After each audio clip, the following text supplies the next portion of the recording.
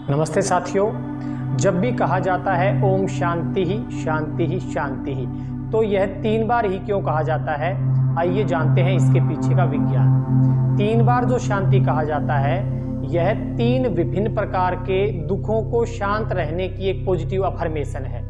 इसमें 3 बार शांति 3 भिन्न भिन्न प्रकार के दुखों का प्रतीक है। सबसे पहले जब हम कहते हैं ओम शांति ही, तो इसका अर्थ होता है कि मेरे अधिभौतिक दुख हैं वो शांत रहें। जब हम दूसरी बार कहते हैं ओम शांति ही, तो इसका अर्थ होता है कि मेरे आध्यात्मिक दुख शांत रहें। जब हम तीसरी बार कहते हैं ओम शांति, तो इसका अर्थ होता है कि मेरे अधिदैविक दुख शांत रहें। तो यह एक पॉजिटिव अफर्मेशन है और हम कहते हैं ओम शांति ही शांति ही शांति ही।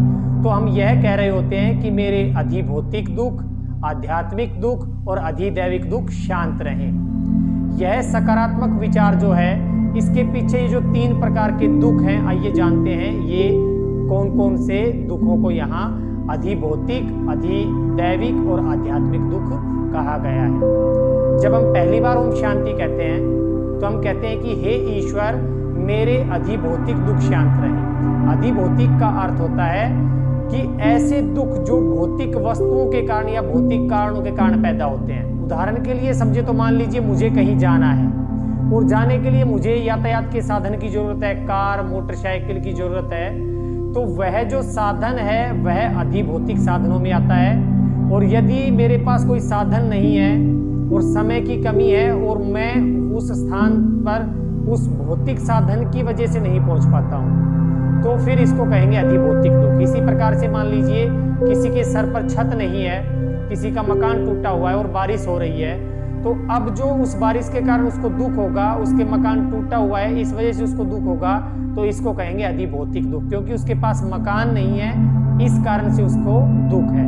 तो भौतिक संसाधनों की कमी के कारण या भौतिक साधनों की कमी के कारण, भौतिक कारणों के कारण जो दुख होते हैं उनको अधिभौतिक दुख बोलते हैं। अब आते हैं हम आध्यात्मिक दुखों के ऊपर।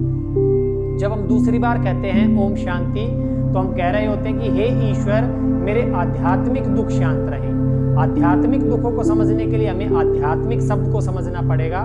आध्यात्मिक शब्द का अर्थ होता है अधिआत्मिक, यानी कि आत्मा के बारे में। आत्मा का अर्थ होता है मैं स्वयं, मेरे अपने बारे में। तो आध्यात्मिक दुख का अर्थ ये हुआ कि ऐसे दुख जो स्वयं के भीतर, स्वयं के कारण से उठते हैं और स्वयं को ना जान पाने के कारण उठते हैं। तो हमारे भीतर आपको पता है कि हमारी जो कंटेंट है, हमारा जो विषय वस्तु है, मैं की जो विषय वस्तु है, उसके भीतर अनेक ऐसे विषय आते हैं जो दुख पैदा करते हैं, जैसे अहंकार, ईर्ष्या, द्वेष। तो जब हम स्वयं को नहीं जानते, आत्मा को नहीं जानते, खुद को नहीं जानते, तो अनेक प्रकार से दुख पाते हैं, दुख उत्पन्न होते हैं। और उन दुखों को शांत रहने के लिए ही यह दूसरी पॉजिटिव अफर्मेशन करी जाती है। तीसरी बार जब हम शांति कहते हैं, तो वह प्रतीक है अधिदैविक दुखों को शांत रहने के लिए। अधिदैविक दुख क्या होते हैं? ऐसे दुख जो देवताओं के कारण होते हैं। और देवता क्या होते हैं? जो दैवीय शक्तियों के कारण जो दुख दिए जाते हैं, जो दुख उत्पन्न होते हैं, उनको अधिदैविक दुख बोलते हैं। और जो दैवीय शक्तियां होती हैं, जो देवता होते हैं, वो क्या है? इसके ऊपर हमने पहले भी वीडियो बनाई हुई है। हम जहाँ रह रहे हैं इस ब्रह्मांड में, इस सृष्टि में अनेक असीमित दैवीय शक्तियां भी उपस्थित हैं। और उन दैवीय शक्तियों को यदि आप उदाहरण से समझें, तो आप उसके कुछ जो मोटे उदाहरण हैं उनसे समझ सकते हैं। सूक्ष्म दैवीय शक्तियां समझने में थोड़ी जटिल होती हैं, आप मोटे उदाहरण से समझ सकते हैं, जैसे कि सूर्य देव है। अब यदि किसी दिन सूर्य देव ने अधिक गर्मी पैदा कर रखी है, अधिक ज्यादा तापमान है, तो सभी जीव जंतु, मनुष्य सभी परेशान रहते हैं। तो इस दुख को, इस गर्मी के कारण जो दुख पैदा हुआ है, इस दुख को हम अधिदैविक दुख बोलेंगे। इसी प्रकार से मान लीजिए बारिश ज्यादा हो जाती है, बहुत अधिक वृष्टि हो जाती है, बारिश हो जाती है, तो उस बारिश के कारण भी जीव जंतु और मनुष्य परेशान होंगे, दुख उत्पन्न होगा। तो उस दुख को हम कहेंगे कि भाई ये इंद्रदेव के कारण हो रहा है। तो इसी प्रकार से इस सृष्टि में ये तो जो 2 उदाहरण मैंने दिए हैं आपको, ये तो बहुत ही स्थूल उदाहरण है जो आम आदमी भी समझ सकता है। लेकिन अनेकानेक असीमित दैवीय शक्तियां इस सृष्टि में मौजूद हैं, जो कि एक जटिल विषय है। उस विषय में हम नहीं जाएंगे, नहीं तो वीडियो बहुत ज्यादा लंबी बन जाएगी। लेकिन अभी के लिए इतना ही जानना जरूरी है कि अधिदैविक दुख का अर्थ है वो दुख जो सृष्टि में जो दैवीय शक्तियां हैं उनके द्वारा उत्पन्न होते हैं, उनके द्वारा दिए जाते हैं। तो तीसरी बार जब हम शांति कहते हैं तो हम कह रहे होते हैं कि हे ईश्वर, मेरे अधिदैविक देवताओं के द्वारा दिए जाने वाले दुख हैं वो शांत रहें और दैवीय शक्तियां दुख उत्पन्न ना करें।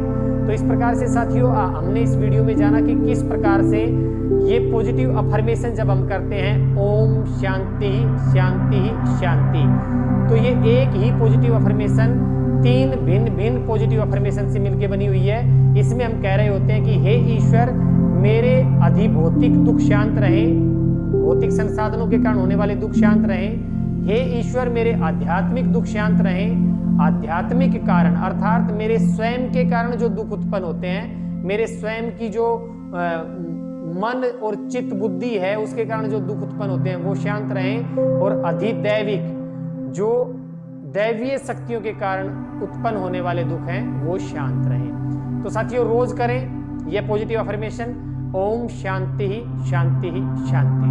स्थिर रहें, शांत रहें, खुश रहें।